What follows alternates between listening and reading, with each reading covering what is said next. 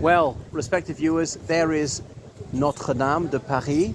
I wonder if Quasimodo's in residence up there, high in the Campanile. The bells.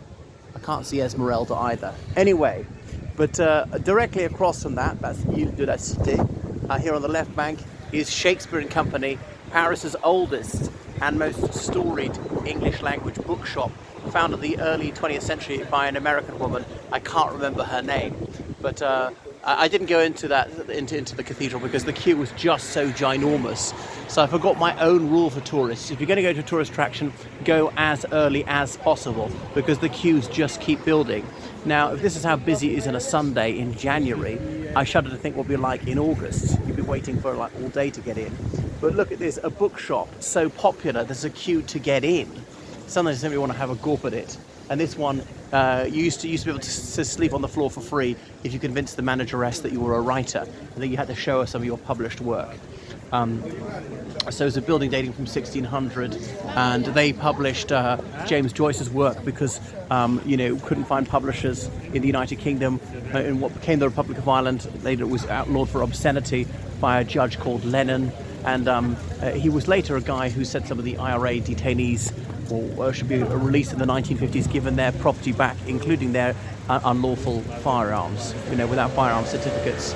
But Joyce was so incensed this judge refused to had his book banned and pulped. He wrote on a map of Ireland, "Hic sunt Lenones," here are Lennons.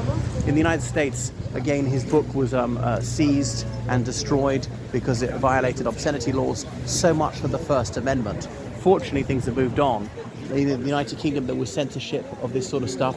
Kind of think it's coming back actually because of the feminazis. But there was the famous Lady Chatterley trial in the early 1960s because previously D.H. Lawrence's novel had been outlawed on the basis that it was a work of depravity.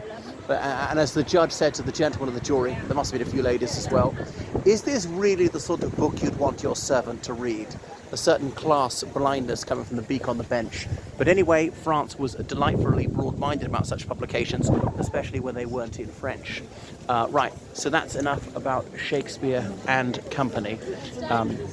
Warmly recommended. All right, here I am on the left bank, and lots of fine cafes and bars and all the rest of it.